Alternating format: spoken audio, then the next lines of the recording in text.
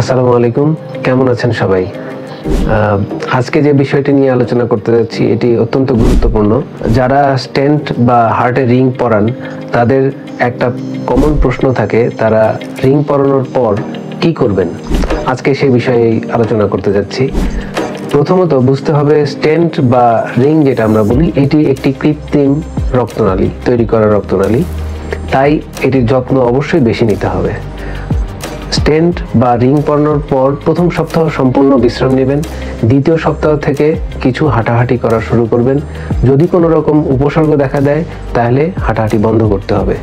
তৃতীয় সপ্তাহ এবং চতুর্থ সপ্তাহে মোটামুটি একটু বেশি করে হাঁটতে পারবেন, 10 মিনিট থেকে 15 মিনিট। এছাড়া খাওয়া দাওয়া স্বাভাবিক থাকবে। মনে রাখতে হবে কোনোভাবেই যেন পায়খানা কঠিন না হয়। স্বাভাবিক পায়খানা রাখার জন্য যথেষ্ট পরিমাণ ইসবগুলের ভুসি, শাকসবজি এগুলো খাবেন এবং পানি, প্রচুর পরিমাণ পানি পান করবেন। নিয়মিতভাবে সকল ওষুধ চালিয়ে যাবেন। চিকিৎসকের পরামর্শ ছাড়া কোনো ওষুধ বন্ধ বা পরিবর্তন কোনোভাবেই করবেন না। 3 সপ্তাহ পর একটি ইসিজি এবং ইকোকার্ডিওগ্রাম করে চিকিৎসকের সাথে দেখা করবেন। চতুর্থ সপ্তাহ থেকে আপনি 20 থেকে 30 মিনিট অল্প অল্প করে হাঁটা শুরু করবেন। যদি দেখেন অল্প হাঁটলেই বুকে শ্বাসকষ্ট বা ব্যথা অনুভব করেন তাহলে সাথে সাথে হাঁটা বন্ধ করে দেবেন এবং চিকিৎসকের সাথে অতি দ্রুত যোগাযোগ করবেন। যদি বুকে ব্যথা না হয় ক্রমান্বয়ে এই হাঁটার পরিমাণ বাড়াতে থাকবেন এবং 6 থেকে 8 সপ্তাহের পর আপনি স্বাভাবিক জীবনযাপন করবেন। আপনার যদি ডায়াবেটিস বা উচ্চ রক্তচাপ বা অন্য কোনো রোগ থাকে সেইগুলোকে অবশ্যই নিয়ন্ত্রণে রাখতে হবে।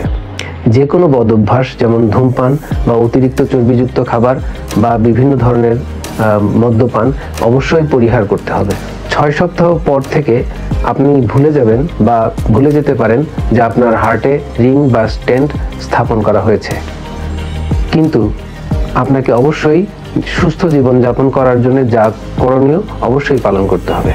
মনে রাখবেন, সুস্থ জীবনযাপন করলে স্টেন্ট পরানোর পর আপনি সম্পূর্ণ সাধারণ স্বাভাবিক মানুষের মতো চলাচল করতে পারবেন।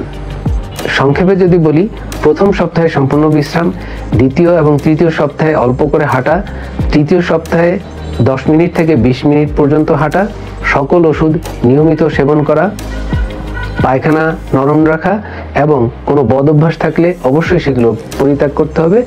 অন্যান্য রোগ যেগুলো রয়েছে সেগুলোকে নিয়ন্ত্রণ রাখতে হবে। আশা করি ভিডিওটি আপনাদের উপকারে আসবে। পরবর্তীতে আবার দেখা হবে অন্য কোনো বিষয় নিয়ে। সেই পর্যন্ত সবাই সুস্থ থাকুন, ভালো থাকুন। ধন্যবাদ।